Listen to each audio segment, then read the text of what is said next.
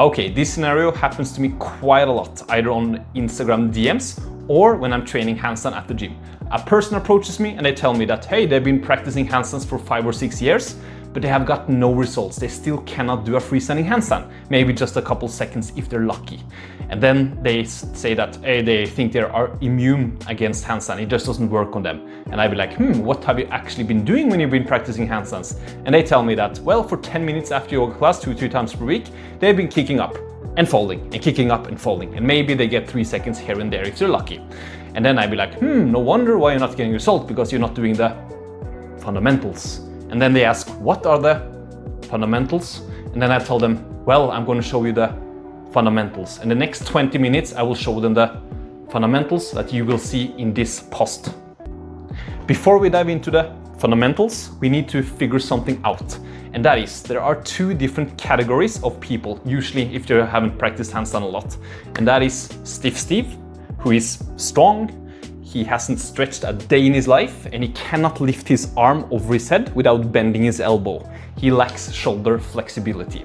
And then we have Flexi Lexi, complete opposite. She's crazy good at yoga and doing all the flexible poses and stuff, but she cannot stabilize her shoulders over here. There's too much range of motion, leading to a lot of instability. She don't know if she can do a push-up or not, and that should tell you that it's likely that she cannot do one. So these 2 categories of people need to do different things, or at least focus on different things when they're practicing all sort of handstands.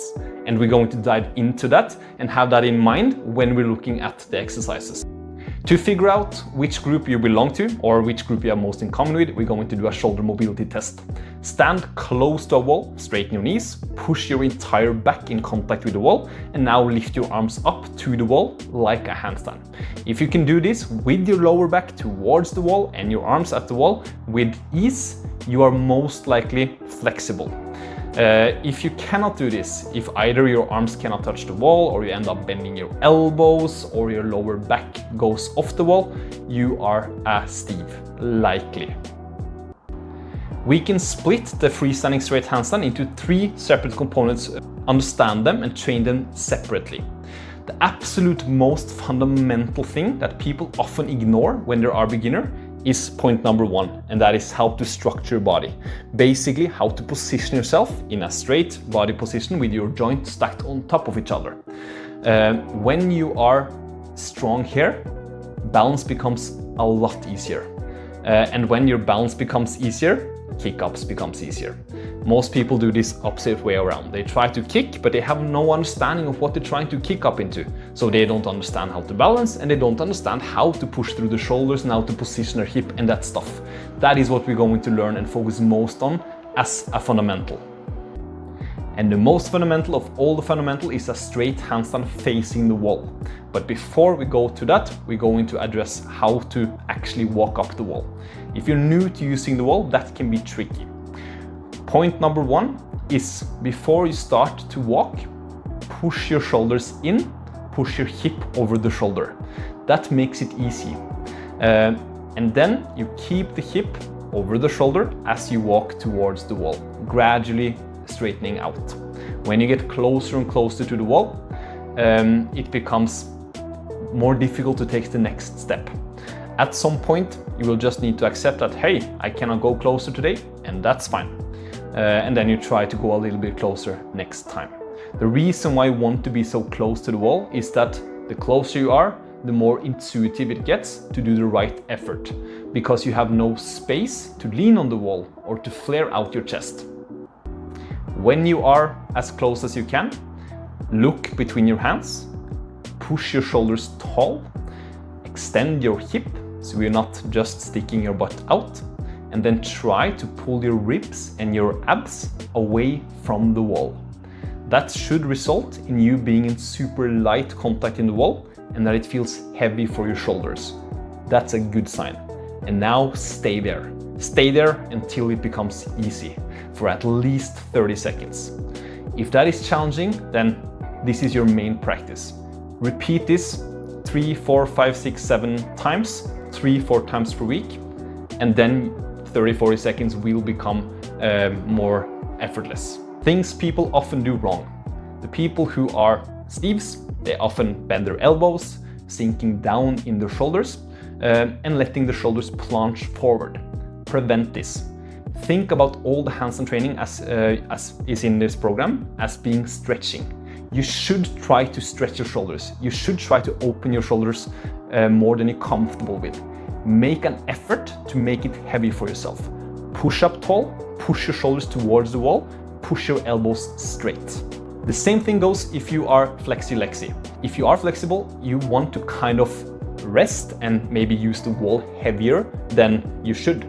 So for you, it's important that you're looking between your hands, that you're leaning your weight away from the wall, keeping your abs in, and that your feet are in very light contact with the wall. This will also likely feel heavier than if you're just kind of resting in the position. Make an effort to make this heavy for you.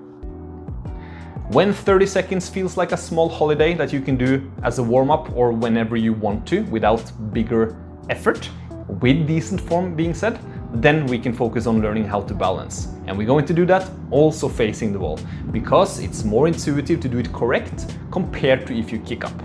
So stand a bit further from the wall. Before you even think about what your legs are doing, get yourself into a good position with your shoulders over the hands and your hips. Tighten yourself up and then slowly bring one leg away from the wall, so slow that you can feel exactly the moment where you are getting into balance. And then when you are balancing, stay there. Fight for every second. It's okay if it's only a couple seconds and then you might need to touch the wall again, and then you do many reps within one set to get time in balance. If you're about to fall over, use your fingers and hands to push your whole body back towards the wall again, and you learn how to use your hands to correct for overbalance. This should feel like a fight. You need to be on, you need to be reactive. Listen to some heavy music, drink some espresso, be on. This is not just you like freezing up and then hoping for the best. This is you fighting to stay in balance and prevent falling. If you turn yourself on enough, you will learn and you will get better maybe every week that you're doing this, and slowly accumulating longer and longer handstand holds. Typical mistakes that people do here is to forget about everything they learned in handstand facing the wall. Basically the body position, shoulder position, hip position, how to keep everything tight and good. Other thing people do wrong is that they start to kick the wall. If you need to kick the wall, it means that you don't have enough of your weight over your hands. And random shoulder position, either leaning the shoulder towards the wall and arching the back, or plunging the shoulders. So shoulders comes first. Strong shoulders, strong position, then get balanced in that position. It's not more important to get longer holds if you need to compromise form a lot. That being said, it's okay if it's not perfect, of course. You need to start somewhere. And the last fundamental we're going to look at is a tuck facing the wall. A tuck is a very good conditioning exercise for handstand because it teaches you how to push through the shoulders, how to open up your upper back and your shoulders to push the hip over your shoulders. And that is kind of the same push action as your shoulders needs to understand in order to stay in balance. This is especially important for Steve, who are stiff. If you are a Lexi, maybe it's not that important if you have a good understanding of shoulder and hip positioning. It's more about coordination at that point. But yeah, tuck, glorious exercise for mobilizing your shoulders. And how to do it is stand relatively close to the wall. Before you start the tuck action, make sure that your shoulders are in line with your hands, that you can see between your hands, and that your hip is tight. And then slowly pull your knees down while you focus on not letting your shoulders change position. This will become heavier and heavier as your knees goes closer to the level with your hip. When it is level with your hip, you stop and you stay there and you suffer. This is going to feel super heavy if you're stiff. If you're not so stiff, it might not feel that heavy, or at least not for a very long time. If you are stiff, this is going to be heavy for years. And that's fine. This is your number one handstand conditioning exercise. Mistake people do here is standing too far away from the wall. When you do that, the hip doesn't get forced over your shoulder and the point is gone with the exercise. Another thing people do, usually people who are flexible, is opening up their shoulders too much and starting to arch their lower back. That also takes away the tension that we want to create for our shoulders and upper back.